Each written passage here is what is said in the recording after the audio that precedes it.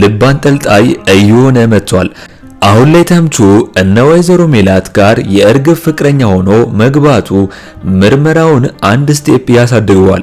ምክንያቱም እዛ የሚፈጠረውን ሁሉም ነገር ማወቅና ማጣራት ተምቹ ይጀምራል ማለት ነው። ነገር ግን በዚህ ጉዳይ ላይ ባዩሽ ካየችውና ከነቃችበት ግን ለተምቹ ከባድ ነው የሚሆነው። ሌላው ደግሞ ምናሴ የድንብላል ባህሪ እንደዚህ መሆኑና መለዋወጡ እዛ ቤት የሆነ የተደበቀ ነገር እንደተፈጠረ አውቋል ማለት ነው። በዚሁ ሐሳብም ከምናሴው ጋር እንደዚሁ የሚያስበውም መስፍንም በዚህ ጉዳይ ላይ እየጠረጠረ ይገኛል። እንግዲህ ኖላዊ ክፍል 74 ቶሎ እንዲለቀቅ ሁላችሁም ኮሜንት ላይ ክፍል 74 ቶሎ ይለቀቅልን በማለት ይህንን ቪዲዮ ላይክ በማድረግ ይጀምሩ። ሰላም ውድና የተከበራችሁ የአምባር ሚዲያ ቤተሰቦች በያላችሁበት ሰላም፣ ፍቅር፣ ጤና ይብዛላችሁ ለሁላችሁም እያልኩኝ እንግዲህ ዛሬ ኖላዊ ክፍል 74ን ይዘንላችሁ ቀርበናል። እስከ መጨረሻው አብራችሁን ቆዩ። እንግዲህ ኖላዊ በክፍል 73 እንዳየነው ከሆነ ወይዘሮ ሜላት ጨንቋት ባሏ መስፍን ጋር በመሄድ ቤቶቹ በልጆቹ ስም መሆኑን ለባዩሽ ነግራት ነበር ብላ ትጠይቋለች። ነገር ግን ይህንን ነገር መስፍን እሱ እንዳልሆነና ምናልባት ግን አንቺ ለራሷ ለባዩሽ ተናግሪያት ይሆናል እንዴ ይጠይቃታል። አሁን ላይ ባዩሽ ይህንን ጉዳይ ማወቋና ማን እንደነገራት ወይዘሮ ሜላት አስጨንቋታል ማለት ነው። በስተመጨረሻ እርግብም ለባዩሽ ደውላ ካንቺ እንደሰማውና ስትጠይቀኝ አፌ ላይ መጣልኝ ያንቺ ስም ነው ብላ አስቀድማ ለባዩሽ ነግራታለች። ይህን ምናሴ ሲመጣ ስልኩን ተወረውሯለች ማለት ነው። ምክንያቱም ይህንን ጉዳይ ቢሰማ ምናሴ እርግብ አልቆላት ነበር። ሌላው ደግሞ ምናሴ ድንብላልን ሲያያት እጇ ተጠምጥሞ ምን እንደዚህ እንዳደረጋትና ለምን እንደዚህ እንደሆነች ቢጠይቃትም ባዩሽ ስላስጠነቀቀቻት አሁን ላይ ድንብላል አልተናገረችም። አሁን ላይ የተምቹ አጎት ዘሪሁንም ማርቆስን በማስቆም እንግዲህ ከዚህ ሀገር እንዲጠፋና ብር እንድሰጠውም ይናገራል። ምክንያቱም ዘሪሁን ራሱን የዓለም አቀፍ የወንጀል መርማሪ እንደሆነና እርግብ ከምትባል ልጅ እንዲርቅ አሁንም እያስጠነቀቀው ይገኛል። በሌላ በኩል ሃና ስለ እርግብ አባቷን ብትጠይቀው አቶ ኖላዊ ምንም እንደማያውቅ እየነገራት ይገኛል። እሷም እንግዲህ ልታወጣጣው ብትሞክር አቶ ኖላዊ ለሷ አልነገራትም። ምክንያቱም ለሷ ቢነግራት ኖሮ ሃና እንግዲህ ነገሩን በሙሉ ታበላሸው ይሆን ነበር። ሌላው ደግሞ እርግብ ለማርቆስ በመደወል የት ነህ ንገረኝናም ላገኝ ፈልጌ ነው ትለዋለች። እሱም እንግዲህ ላገኝሽ አልፈልግም ቢላት ነገር ግን ማርቆስ ካንገራገረ በኋላ ሱቋ እንዲመጣና እንደሚያወራት ይነግራታል ማለት ነው።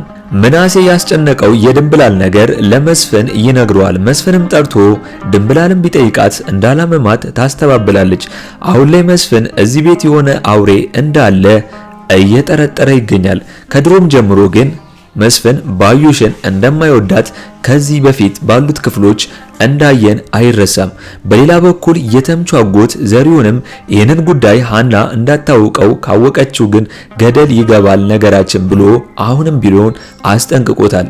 ተምቹ እርግብ ጋር ይሄዳል። እርግብ ተምቹን ሳታፈቅረው አትቀርም እንዳየነው ከሆነ እናም እርግብ ለእናቷ ፍቅረኛ እንዳላትና እንድታስተዋውቅ ስለተጠየቀች እናም ለአንድ ቀን ብቻ ላስተዋውቅ ፍቅረኛዬ ሁን ብላ ተምቹን ግራ አጋብተዋለች።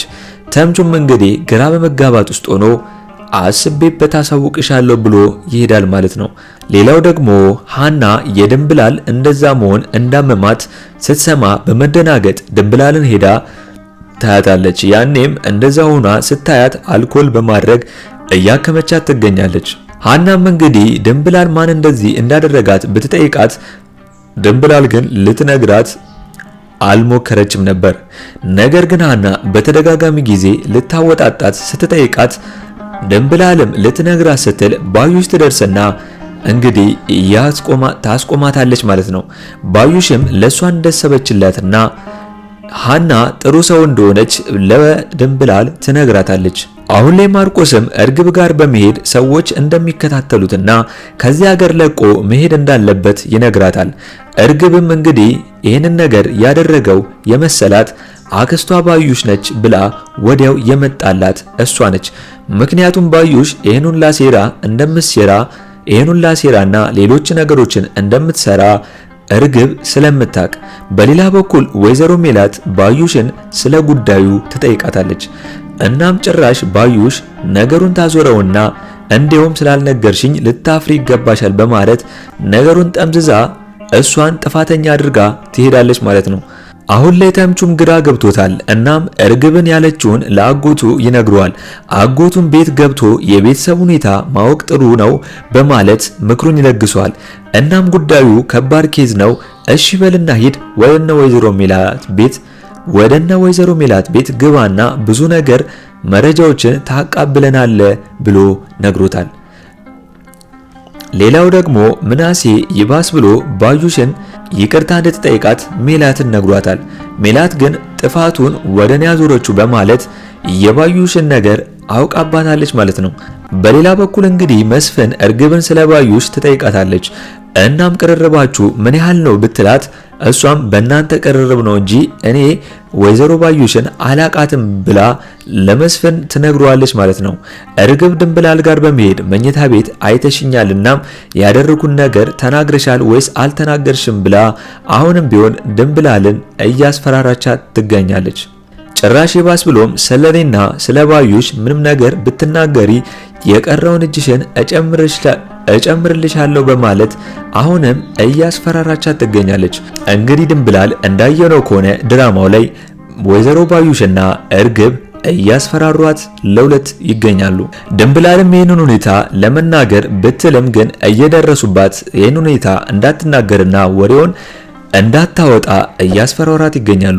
አሁን ላይ መስፍን ስለ እርግብ እንደማያምንና የሆነ ነገር እንደሚሰማው ለሜላት ቢነግራትም ሜላት ግን ምታምን ከሆነ ምን ካልሆነ ግን አትመን ብላ ጭራሽ ሆኖ እርግብን ይቅርታ እንዲጠይቃት እያደረገች ትገኛለች። ሌላው ደግሞ ተምቹ የገባበት ጣጣ ከባድ እንደሆነና ያን ጊዜ ፎቶውንና መስቀሉን ሲሰርቅ ምን አለ እጄ ቢሰበር እያለ እየተጨነቀ ይገኛል። ምክንያቱም ነገሩ ከሮ ምርመራውም በጣም እየከበደና እሱ የማይወጣበት ሁኔታ ውስጥ እየገባ ይገኛል። እንግዲህ ምናሴም ድንብላልን እንብላ በማለት ማታ ከእርግብ ጋር ምንድነው ጭቅጭቁ በማለት ሊያውጣጣት ቢሞክር እሷ ግን ነገሩን ጠምዝዛ ያዘንክልኝ መስሎኝ ነበር ብላ እንግዲህ ጥላው ትሄዳለች ማለት ነው። ምናሴም ይሄ ነገር የሆነ የተደበቀ ነገር እንዳለ እያሰበ ይገኛል። በሌላ በኩልም እርግብ ተምቹ ጋር በመደወል ልትወስደው እንደሆነና እንዲዘጋጅ ነግሯለች። እንግዲህ አጎቱ ዘሪሁንም ተምቹን ፏል ያደረገውና እዛ ቤት ሊሄድ እንደሆነ እያሰቡ ይገኛሉ።